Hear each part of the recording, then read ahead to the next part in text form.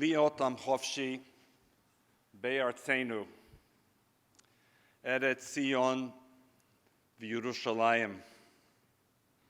Those words come from where?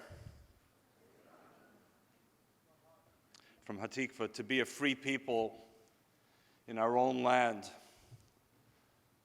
the land of Jerusalem and Zion. On the 75th anniversary of the rebirth of the State of Israel,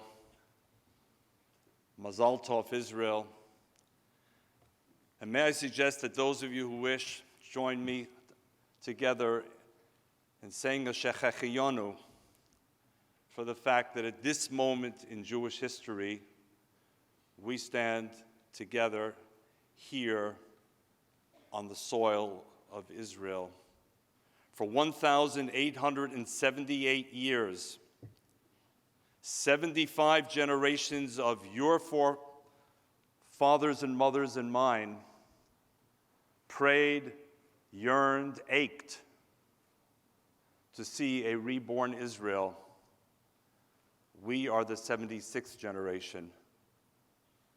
Baruch atah Adonai, Eloheinu melech haolam, shechechiyonu v'kiyimonu v'higiyonu lazman hazeh. Thank you, Sovereign of the universe, for sustaining us, enabling us to live to this precious day. And may I add, sharing a biyachad together. Thank you, Michael Tickner, my longtime friend, for what you said and for the friendship, and the partnership, and the trust that it bespeaks. Thank you, Ted Deutsch, my worthy successor, for participating in this new award. I wish you only mazal. Good luck, Ted. We all depend on you. I want to give a special shout out to two superstars of the AJC Dream Team, Bel Yoeli and Daniel Silver.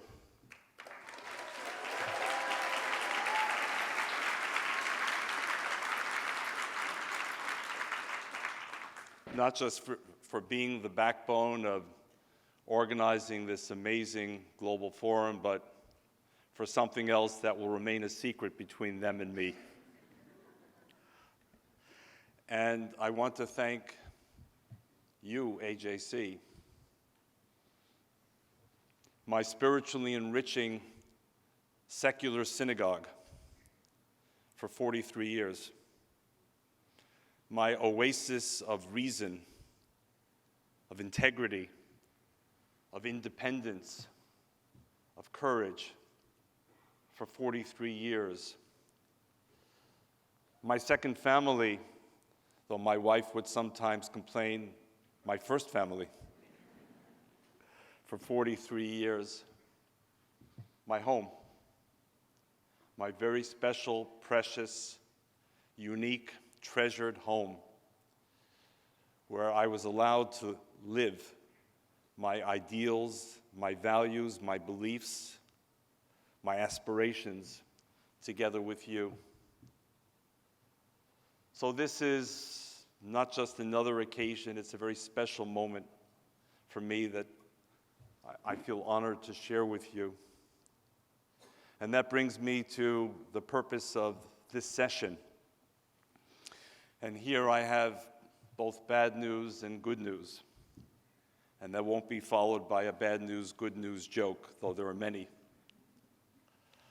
The bad news is that we have to create this award as an expression of our determination to fight rising anti-Semitism.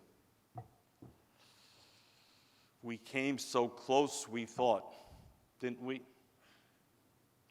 To finding that Pfizer vaccine, if you will, that would finally, if not put to an end, then completely marginalize that age-old pathology of anti-Semitism. And that Pfizer vaccine we thought was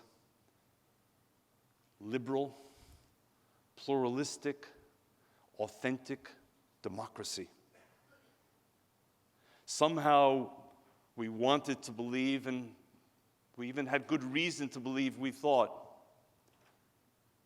that after Belzec and Buchenwald and Babi Yar and Birkenau, the culmination of thousands of years of anti-Semitism, that maybe the world had come to its senses, that maybe this anti-Semitism had gone too far in the inferno that destroyed 1.5 million Jewish children who looked in every way just like that little girl we saw a few moments ago and quelled about.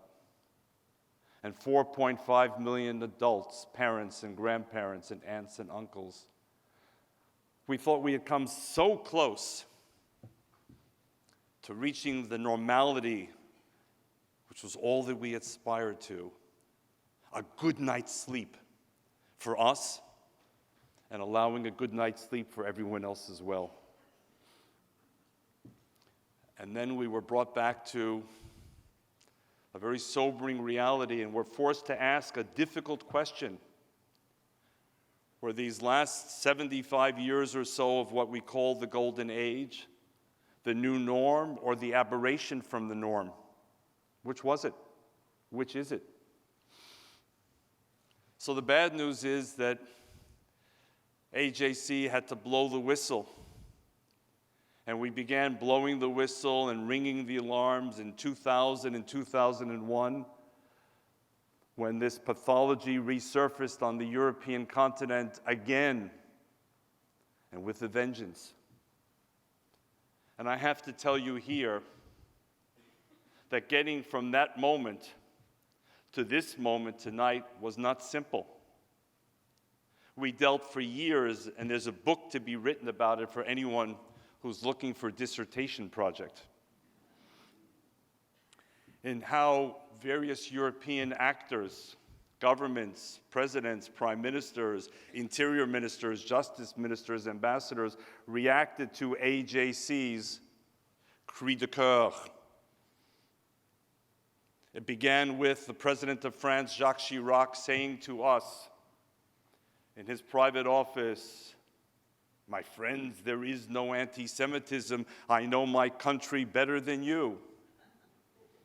That was the President of France speaking, as Jews in France began to remove their kippot or hide it under a baseball cap and enhance security at their synagogues and schools and centers. And after that came the French Foreign Minister, Hubert Védrine, who said to an AJC group, "My friends, what you think is anti-Semitism is only," and I quote him, "the importation of the Arab-Israeli conflict onto French soil." Think about that one. And on it went, and not just in France, as we went through layers of denial, and then partial acknowledgement, and relativization, and then weaponization, as it became a tool in a right-left battle, depending on who was in power. And on it went. And as it crossed the ocean to the United States and caught many by surprise. That's the bad news. It's back. The genie is back out of the bottle. And the Pfizer vaccine that we had clung to wasn't fully successful. But then there's good news as a response to the bad news. And the good news is what we celebrate on this stage in just a couple of moments. That however long it took and however difficult the road was, one by one, governments, leaders woke up and began to understand, as we had said from the beginning, this is your problem at least as much as it's our problem. In fact, it's even a little different this time around. Because in 1938, My parents, and perhaps some of yours, Beverly Rosenbaum's, Harriet Schleifer's, and others, they were trapped. They were trapped here in Europe. Even when Hitler was willing to let them go, but they had nowhere to go. The Evian Conference was organized in 1938 as a charade to give the appearance of activity when none was planned. But as AJC told world leaders in the early 2000s, this time it's different. If heaven forbid Jews have to leave, Jews are not trapped. Thank God for Israel.